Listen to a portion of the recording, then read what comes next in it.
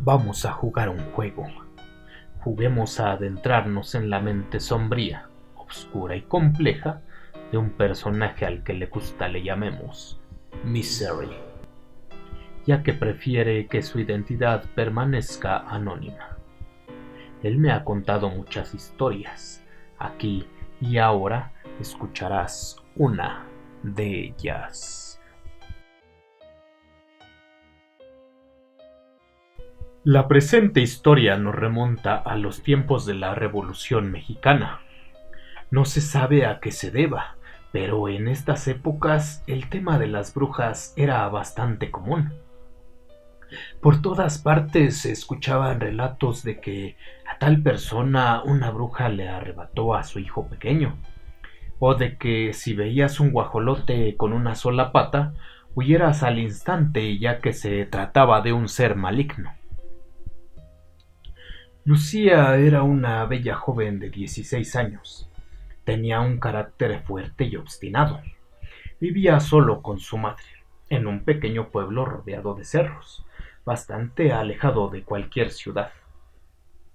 A menudo escuchaba las historias antes mencionadas, pero lejos de asustarse, siempre tuvo la curiosidad de saber qué se sentiría tener ese poder tan alejado de la imaginación de cualquier ser humano común.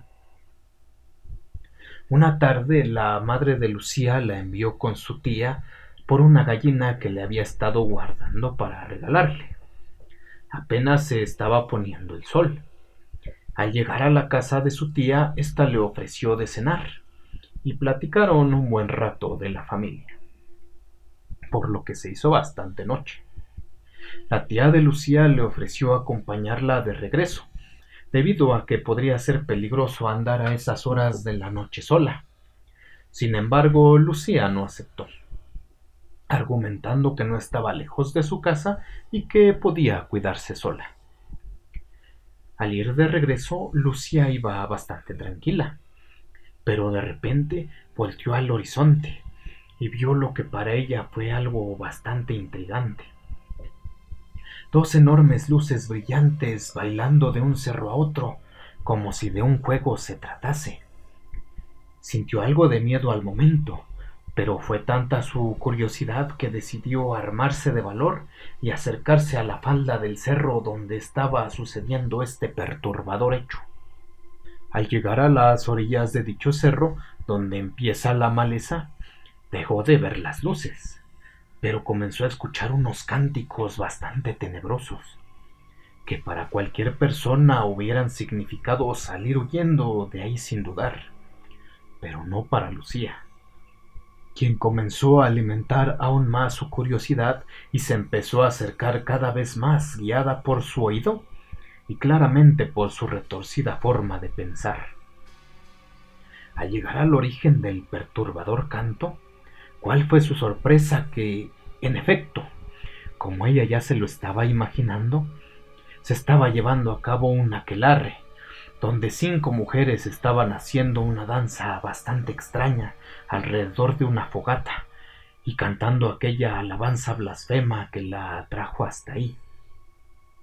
Cuando estas perversas mujeres la vieron, su primera reacción fue de duda, pues no se imaginaban qué podía estar haciendo una inocente joven a esas horas de la noche en aquel desolado cerro. Lucía al instante les dijo: por favor, quiero aprender lo que saben. Quiero sabiduría y poder. Las mujeres, que por cierto ya eran de edad un poco avanzada, se quedaron viendo entre ellas, y una le preguntó: ¿y para qué quieres ese conocimiento y poder del que hablas? Y ella respondió: en el pueblo toda la gente habla de ustedes, y se asustan, porque todos tememos a lo que no conocemos. Pero yo quiero saber de todo, y no quiero ser una persona cualquiera. Quiero saber por qué estoy en este mundo. Las brujas empezaron a reír a carcajadas, y después de calmar sus asquerosas risas le dijeron: está bien, te enseñaremos. Le dijeron que se fuera, y que cuando por la noche viera una luz sin moverse en la punta del cerro más alto, significaría que la estaban llamando. Lucía llegó a su casa ya en la madrugada, y por cierto sin la gallina, la cual las asquerosas mujeres se la quitaron quién sabe con qué fin. Su madre, al oírla llegar, salió ahogada en llanto, pues pensó que algo malo le había pasado. Lucía inventó que un hombre la había secuestrado y que logró escaparse después de un buen rato cuando él se descuidó. Pasaron 2 semanas de este hecho, y Lucía comenzaba a pensar que jamás la llamarían, como le habían prometido, ya que a diario en la noche se asomaba al cerro para ver la luz que le habían dicho que sería la señal. Hasta que por fin pasó. Una noche después de que la madre de Lucía ya estaba durmiendo, ésta salió al baño, y cuál fue su sorpresa que ahí estaba, una luz brillante, resplandeciente e inmóvil, en la punta del cerro más alto que se podía ver en el pueblo. Sin dudarlo, Lucía inmediatamente acudió al llamado. Se desapareció por casi toda la noche, y al regresar se percató que su madre no se diera cuenta de su ausencia. Quién sabe cuántos rituales ruines llevaron a cabo alrededor de 6 meses en que Lucía se ausentaba una noche a la semana. De lo que sí se percató su madre fue del cambio en la actitud de Lucía, ya que comenzaba a gritarle por todo y a tener una actitud altanera y retadora por cualquier situación. Su madre, ya de edad avanzada, no la reprimía, ya que al ser hija única y quedarse viuda desde que Lucía era muy pequeña, siempre fue su adoración. Pasó el tiempo y Lucía seguía ausentándose una noche a la semana, muy cuidadosa de que su madre no la descubriera. Una noche de aquellas, al ir de camino a casa ya en la madrugada, vio las luces de unas lámparas de petróleo llegando por el único camino que había para llegar al pueblo. Se trataba de algunos rebeldes de la revolución que iban llegando al pequeño poblado para tomarlo como refugio. Lucía, que al parecer ya no le tenía miedo a nada, se acercó a las personas para ver qué querían. Al momento vio a un joven muy bien parecido entre todos los rebeldes, y le pareció bastante atractivo. Lucía los guió a los adentros del pueblo y avisó a los vecinos de la llegada de los hombres. En el pueblo no era la primera vez que recibían rebeldes, y cada vez que llegaban siempre les ayudaban con víveres por estar a favor de sus ideales. Después de unos días de estar en el pueblo, los rebeldes se dispusieron a retirarse, pero el joven Javier, quien fue el que llamó la atención de Lucía, decidió quedarse en el pueblo. Anteriormente ya habían platicado y se enamoraron. Lucía fue quien le propuso quedarse en el pueblo y tener una vida con ella. Después de unos días se casaron y se quedaron a vivir en la casa de Lucía. Su madre lo recibió muy bien, pero lamentablemente, como si ya estuviera tranquila porque no dejaría a su hija sola, falleció apenas al mes de matrimonio. Ya era de edad avanzada y murió por causas naturales. Casi inmediatamente de que se casaron, Lucía quedó embarazada y tuvieron un bebé varón al que llamaron Ismael. Lucía, por obvias razones, tuvo que posponer un poco sus reuniones con aquellas nuevas amigas, aunque no dejaba de practicar un poco de brujería de vez en cuando, lo más cautelosamente posible. El matrimonio iba bien. El pequeño Ismael nació bastante sano, aunque pasaría un hecho penoso que cambiaría el rumbo de esta aparente familia normal. Una tarde Javier estaba buscando unas herramientas para reparar una mesa descompuesta. ¿Y cuál fue su sorpresa al encontrar en un pequeño mueble que estaba en una bodega, en las afueras de la casa, unas veladoras negras, unos libros que contenían hechizos y conjuros, y una cantidad considerable de artefactos con los cuales Lucía hacía gran cantidad de rituales. Al ver todo esto, Javier al principio se extrañó bastante, pero al abrir uno de los libros y ver que tenía algunas anotaciones con la letra de Lucía, de inmediato entró en cólera absoluta, pues era un creyente católico bastante devoto. Al llegar Lucía a la casa, quien había ido al mandado, Javier inmediatamente comenzó a exigirle una explicación por todos aquellos instrumentos de la blasfemia que había encontrado.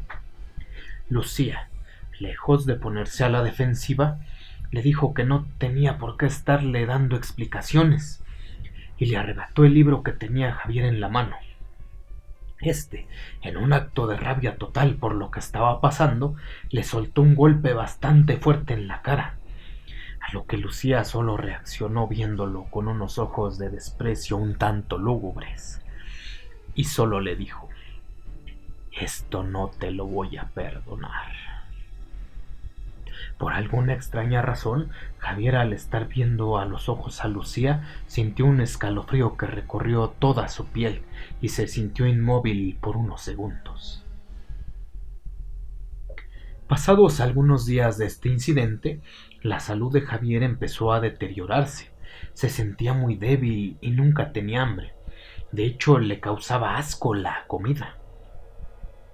A menudo despertaba gritando en la noche, sudando y diciendo que había soñado una sombra con forma de persona que lo seguía, y aunque corriera, siempre lo alcanzaba. Alrededor de mes y medio de este sufrimiento, falleció.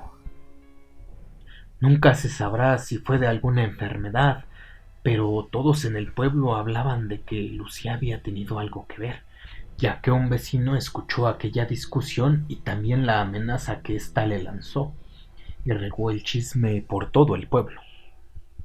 El pequeño Ismael se quedó sin padre a la edad de 6 meses, y al pasar de los años Lucía nunca le habló de él, pero de lo que sí le habló, y de hecho le enseñó a la perfección, fue de su conocimiento sobre la brujería. En todo este tiempo ya era toda una maestra, y todo lo que sabía se lo iba enseñando a Ismael poco a poco. Por aprender todo esto desde pequeño, le tomó gran gusto, y además compartía las ideas retorcidas de su madre de querer poder y conocimiento.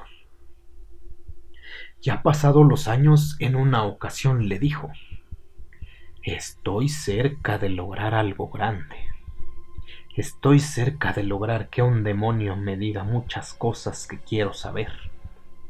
Si no lo logro, quiero que tú lo hagas por mí». El joven Ismael ya tenía 21 años cuando escuchó estas profundas e inquietantes palabras, y le impactaron tanto que le aseguró que así sería. Una noche Lucía se ausentó como muchas otras a sus reuniones con sus asquerosas amigas hechiceras, pero por una desafortunada coincidencia, en un acto de hartazgo y verdadero valor por parte de los habitantes del pueblo, se organizaron para aniquilar de una vez por todas a esas brujas, quienes, en son de burla, ya ni siquiera se ocultaban, y en cualquier noche, sin empacho de mostrarse, bailoteaban entre sus luces y gritaban diversas blasfemias en aquellos cerros que rodeaban el pequeño poblado. Eso sí, no tenían ni la menor idea de que entre ellas había una habitante del mismo pueblo.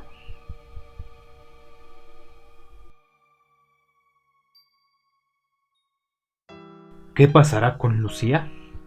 ¿Cuál será el futuro de Ismael? Si quieres saber el desenlace de esta inquietante historia, dale like, suscríbete y da clic a la campanita. Yo te estaré avisando cuando el desenlace de esta historia se lleve a cabo.